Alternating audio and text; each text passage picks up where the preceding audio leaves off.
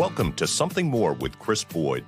Chris Boyd is a certified financial planner practitioner and senior vice president financial advisor at Wealth Enhancement Group, one of the nation's largest registered investment advisors. We call it Something More because we'd like to talk not only about those important dollar and cents issues, but also the quality of life issues that make the money matters matter. Here he is, your fulfillment facilitator, your partner in prosperity, advising clients on Cape Cod and across the country. Here's your host, J. Christopher Boyd. You know, we used to have a crowd cheering when we started the show. I kind of missed it, so I just was throwing that off there.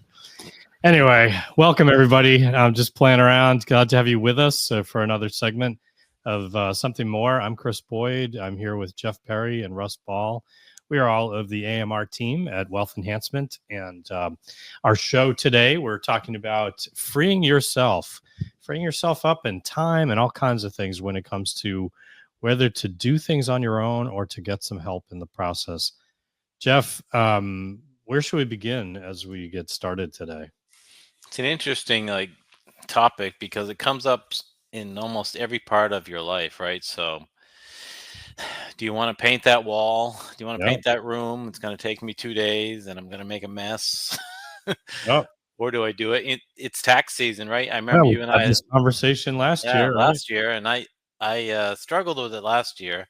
For the listeners who missed that episode last year, I was like, I can do this myself. I really think I can do this myself. I know I have a good understanding of it, but I'm not sure about this issue.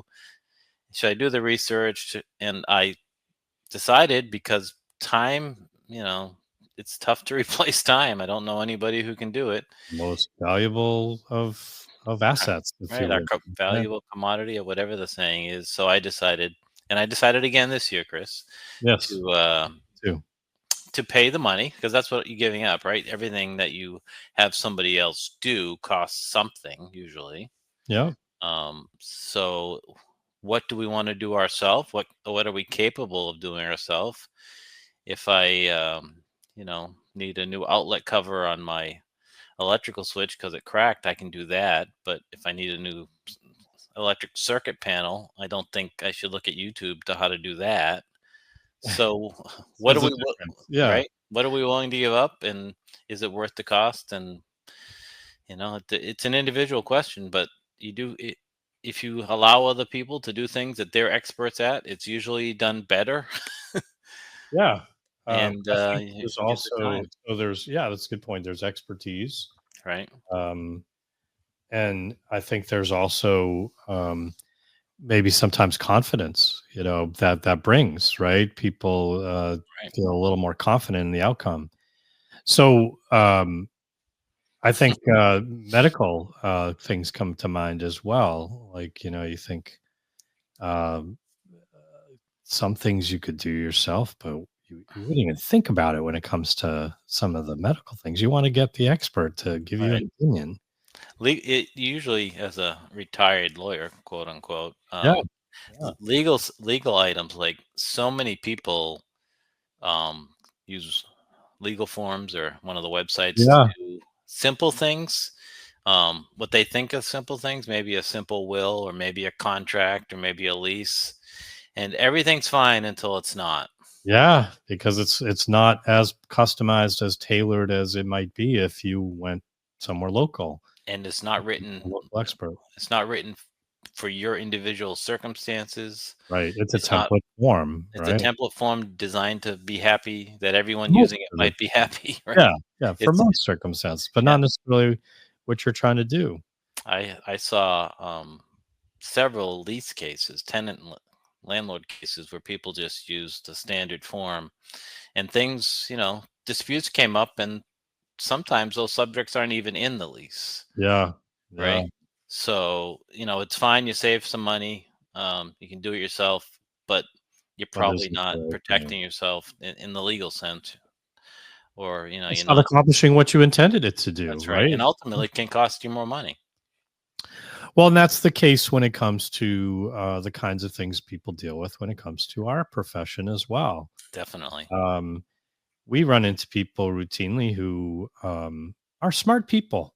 They're doing investing on their own, And sometimes people who really spend the time Hmm. and develop the skills of evaluating a company's balance sheet, or trying to evaluate why to buy, why to sell a company, they can do that effectively. Sometimes, more broadly, they look into which fund to mutual fund or exchange traded fund they might want to own. And these are things that people can do. It's not to say you can't do it, Hmm. but you do it with the same kind of time and energy, right? There's a value to the time. One, Certainly. that freeing up that time. Two, uh, when you deal with this day in day out, are the things you recognize and are there things you learn that someone who does it on the weekend doesn't necessarily have the opportunity to do?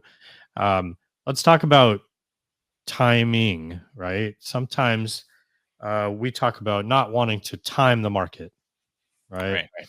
Yep. But that doesn't mean there aren't times when we make some judgments about, do we want to, what's happening with interest rates? Oh, maybe we want to change a little bit of the weight of where we have emphasis in our portfolio on the duration, the interest rate sensitivity of our portfolio.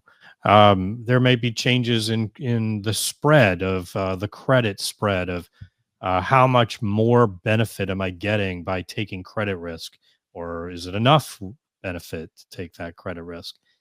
In an example I came across recently, people had their fixed income investments entirely in high yield bonds. Well, Hmm. that's not really going to give you the uncorrelated experience you might be expecting the bonds to play the role of being less risk in the portfolio, right? So, that's just one small example in thinking about like a fixed income slice. And there's like times when you say, yes, I do want this, and no, I don't, right? Right. Um, Sometimes they're paying you for the risk, extra risk, and sometimes they're not. and it might be worth it. Right. Or in the same with the interest rate sensitivity of, Hmm. well, are interest rates expected to be rising or falling? That could have an impact on Sure. where I want to position myself when it comes to duration, and what that would mean for the consequence of price on my bonds, my existing bonds. So when it comes to stocks, you can make similar analogies, right? That Right. there's times when you want a little more of this, a little less of that, and why that might be, right? So we run into routinely. This is a very common thing. How much international one owns in their portfolio. Um, Over the last decade or so, it's been advantageous to be overweight U.S. equities relative to foreign stock Right. equities. Yep. And that won't always be the case, no doubt. And there will be times when, things flip.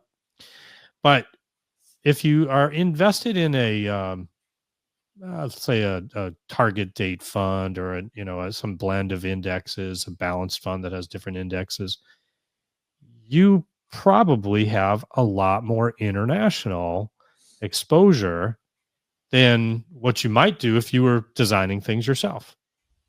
So if you're kind of relying on the experts when it comes to a do-it-yourselfer offering, a streamlined, simplified offering, you may not get the nuance and the judgment of how to position things. Um, if you're doing it yourself and trying to say, well, what should I compare it to? How much should I have? You either might totally miss out on international and not have some of the diversification effects that there's Hmm. reasons to have. And at times we want more, right? And at times we want less. Or you might be inclined to just say, well, what's the index? And I'll have 40% of my equities be international and 60% be domestic, and in the process, you might have been overweight over the last decade. You follow my point. I'm just I coming up with do. I do. examples of things that sometimes having someone who's in it, a little more in the thick of it, they can bring some judgment to this that you might not always know. Well, and then there's you don't know what you don't know, right? Yeah, So, that's true. that we do a very thorough meeting number one, getting to know the client, and before we, are suggesting anything. And part of that is doing a risk analysis, a risk assessment. And I don't think too many do-it-yourselfers do a self or even, any structured risk assessment. It's just they kind of have a feeling, right? Which I think when you're just having a feeling, you're either one or the other. You're like, oh, I risk doesn't bother me. I'm gonna, you know, develop a portfolio of individual high tech stocks because I'm okay with risk. Or risk really bothers me. I'm not doing anything with the stock market. I don't, I can't Yes. handle that. Yes. So I think that's something that do-it-yourselfers miss the opportunity to, do a proper risk assessment and develop a portfolio that's in line with that risk assessment. So many of them are maybe not taking enough risk, excuse me, or they're taking too much risk that they wake up in the middle of the night, right? Yeah, exactly. And I think sometimes when, bring this topic up, not only are they starting out at the right place of what's the right allocation that they should have, but there's also the notion of markets move and create anxiety. I'm Right. missing out. I should maybe I want more of that. Yeah. Oh my gosh, FOMO. the market's dropped. What the hell? I don't want any of that. Get me out.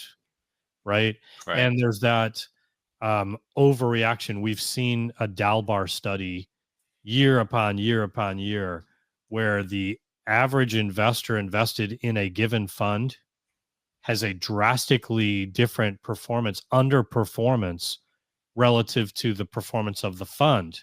Right. So what the fund posts as its returns, the average investor typically gets far less than that because they tend to buy it after it's done well and sell it in a year after it's done poorly, and they move on to another investment. And in the process, the experience they had is far different than the experience of the fund itself.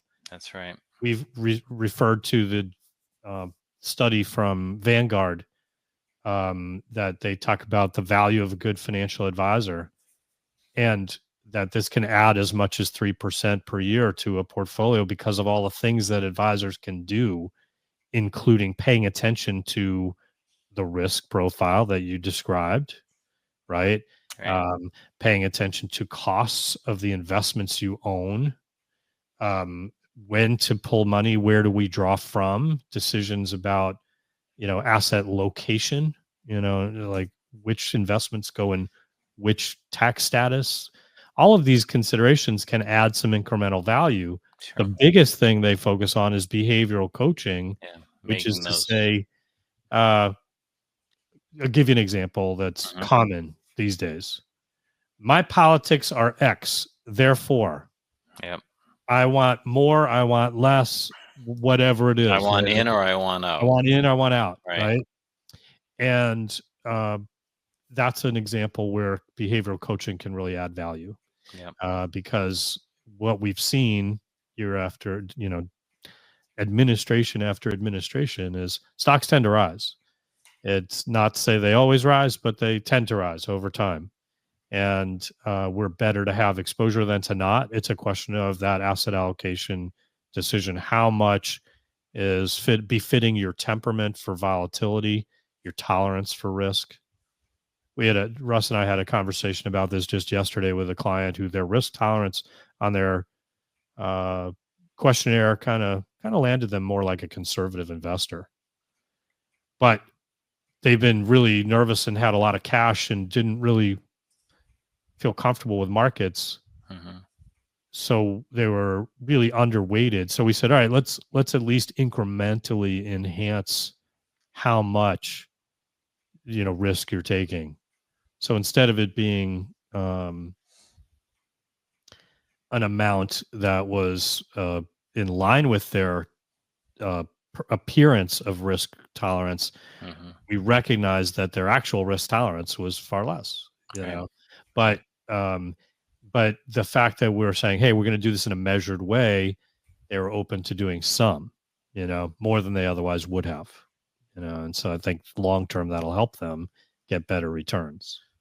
The other piece is, I think, especially around politics, clients will come in and just rather than they might come in with a stance of, oh, I want to sit on the sidelines now, or now I want to get even more invested. Yeah. I think just having our take on what, the way we're seeing the market, what we're seeing in the whole political atmosphere, our part of our full-time job is to keep abreast of all the information that's out there and read these reports and assess its impact. And we're really in the weeds, and we're learning, what the consensus is, and we're building our own views, and that kind of dialogue with clients can help them, either decide to stay the course or scale back risk, but maybe not take everything out or put everything in, right, and make some kind of drastic decision there.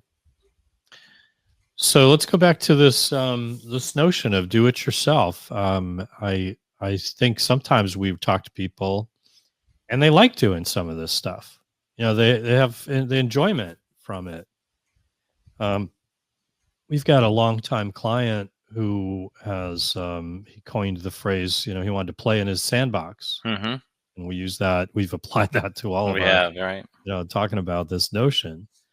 And while he's interested and enjoying it, he's doing some of it himself. But what he's also said is, I don't want to put all my money at the kind of risks I'm willing to take when I do this, because I'm not as an individual. He's not as focused on risk management. He's looking at, where do I think there's opportunity? So he's delegated to us to say, hey, you do some of this stuff in a way that's responsible and careful, in an allocation that's befitting our circumstances. But I'm going to take these risks over here and have some fun with it and see what I can do. Nice kind of way to blend that, right. That impulse, knowing that he's taking more risk, willing to take the risk because he thinks he can outperform, but at the same time, maybe saying just in case. And the thing he's also really focused on is, I may not be here forever, or I may not have, capacity forever. If and when something happens that I'm not able to do this, right, I want the team in place with my estate plan, with my financial plan, with my portfolio, with my insurance, whatever it is, to be in a position that others will be able to help my spouse, in his case, his wife, have confidence and be in a position where things will work out okay. Yeah. I think that's a big driver for people when they do it themselves. The reason they hire help, it's not because they can't do it themselves.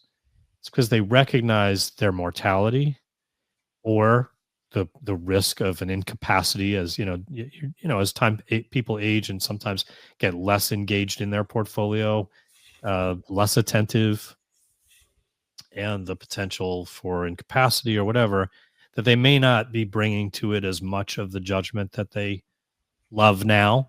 Someday they won't. Right. And so the idea of having the opportunity to select the team to build around them, they think is a good plan for just in case and when.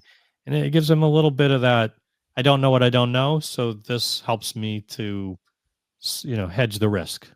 Yeah, even the individuals who are interested, whether it's in a sandbox or they're managing their whole account, and they're reading Barron's on Saturdays and they're watching CNBC in the morning, and they really feel like they're putting the time in. Yeah. One of the things I see from even the people who fit in that category is they either don't recognize it or don't have the skills. What you don't know is to put their investment, their savings, their investments, their IRAs, their 401ks, whatever it is, in the context of a comprehensive financial plan, and to do proper forecasting. So you can be really good at and interested in investing and analyzing and think you can pick the right funds, but is this a plan that's actually going to work for you in the decades to come? And you have goals? Are the goals in line with that you're investing and your plan that you kind of have in your head? So I think point, Jeff. I'm glad you brought it up. The idea that there is a difference in investing and the overall personal finance Right. picture. And again, whether it's on the part of the portfolio management where, the depth of resources may be different for an individual than for someone who does it for lots of people with, Right. hundreds of millions of dollars, or more, depending on, who you're working with. And then the same thing about when it comes to financial planning, Hmm. the kind of tools and resources that might be at the disposal of the professional can be really beneficial. And it's not to say that people can't do some spreadsheets and come up with some similar kinds of resources, but we go through these analysis with people, and I mean in an instant we can evaluate alternative scenarios. What if person one dies at a young age? Boom, it affects all the pension numbers, it affects spending numbers. We've got it all structured in the way the program works that we can then forecast, okay, the income is different, how does that play out? Oh, it's good, it's bad, whatever. Right. What's the reverse? What if this person dies too soon and that person lives long? What if we have long-term care events? What if we change our Social Security timing? All these variables that we can kind of do assessment around in rapid succession. It's funny. We had a conversation recently with a client, and they were saying, "Hey, I want to make sure we're dealing with. I saw this thing on TikTok. I think it was. I don't know, whatever it was. It was one of social media somewhere." With that opening line, it could be anything, right? Well, no, I forget which social media it was, but anyway, they Yep. saw this reel, and the guy's talking about all these pillars, and he's like, "Are we dealing with? Have we looked at all these pillars?" And it's like, we don't talk about it necessarily with the sizzle that they had from the presentation, but it was like, yes, we've looked at your income planning and your portfolio design and your tax strategies, and whether you should do a Roth conversion, and what's going to be the impact of healthcare and estate planning and so forth. It's all been done, but it's been done in a way that we try to jam it into a communication very rapidly, where we've done all this work behind the scenes, and then we have a 1.5 hour meeting trying to go through everything. And a lot of times people don't realize, there's a lot of work that's gone into this that's been done in the background before they even came in. And then in the meeting we're going through, well, what if this and what if that, and if we wanted to change this, we could. Yep. And it's a peace of mind thing as well, and not just, it's a time thing. Obviously you're gaining time by having someone else do these things for you, but it's also equally, it's a peace of mind. You have long-term projections, you have annual reviews, which I think are just really key, where you come in at least once a year. We encourage you, sometimes more depending on what's going on, but at least once a year to come in and go through those projections again, talk about, did anything in your life change, good or bad? Things change. That's exactly it, right? Right. That's the reason.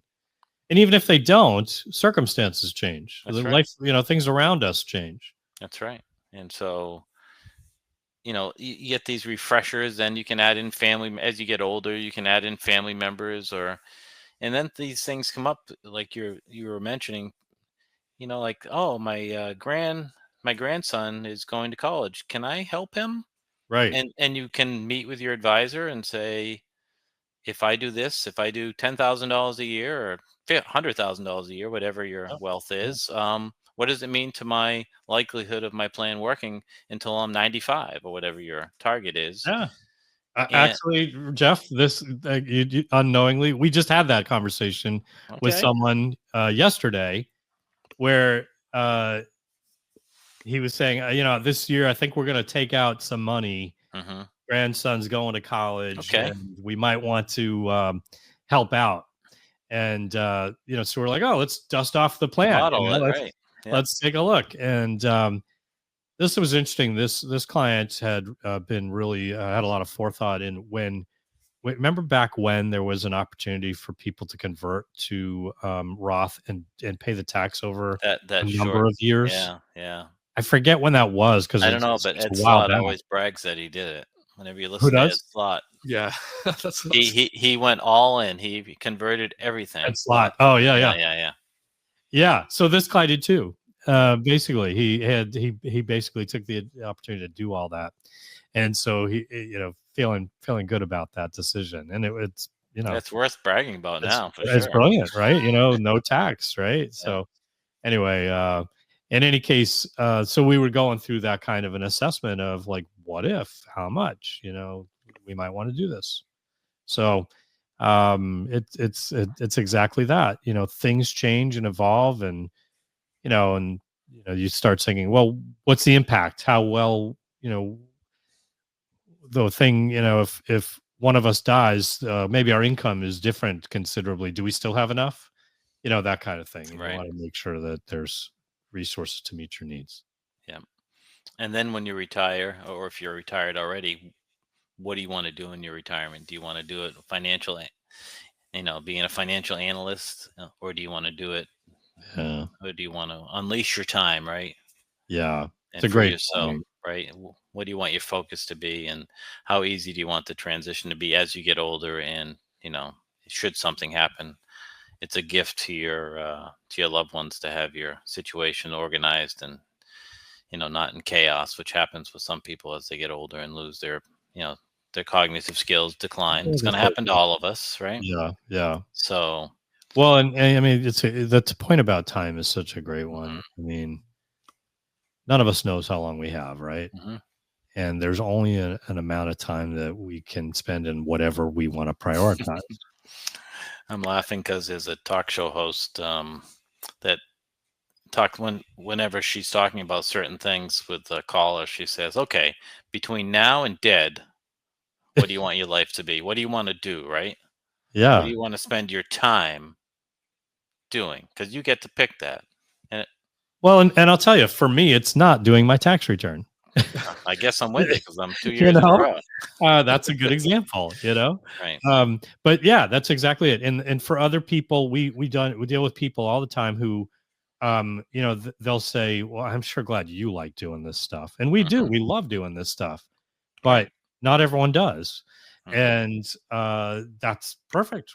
Hey, that's what makes an economy. I'll do this for you. You do something for someone else. And we've got the economy moving along. You know what I mean?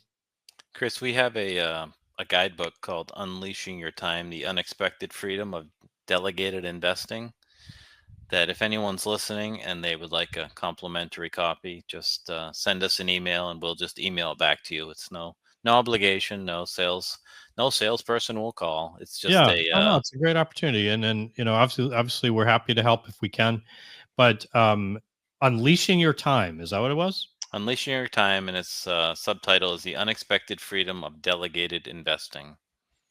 And I'll add in financial planning. Yeah, because we'll definitely talk about that as well. Right. If you were to inquire with us, take advantage of it. It's a freebie. It's not very long. It's a nice little resource. 4 pages. We'll send it either by email or in print, whatever you'd prefer. Let us know. So to take advantage of that, there's a few ways you can do that. Let me pull up the scroll so I have the right scroll here. But you can, I'll throw this one up. You can, if you're watching us on video, you can send us an email at amr-info at wealthenhancement.com. You can always give us a call as well. 866-771-8901 is an easy way to do that. We would love to hear from you, not only for this purpose. So if you want the free, the complimentary brochure, okay, whatever the way to refer to this guidebook is what we call guidebook. Thank you. Take advantage of it. But if you want to tell us topics you'd like to hear more of, absolutely. If you'd like to have a question, something going on that you'd like us to talk about, and give some input on with, just from a distance, you can send us an email. We'd love to hear from you. amr-info@wealthenhancement.com. And if you'd like to schedule anything with us, of course, you can reach out to us by phone, either locally 508-771-8900 or toll free 866-771-8901. Until next time, keep striving for something. Thank you for listening to Something More with Chris Boyd. Call us for help, whether it's for financial planning or portfolio management, insurance concerns, or those quality of life issues that make the money matters matter. Whatever's on your mind, visit us at somethingmorewithchrisboyd.com or call us toll free at 866-771-8901.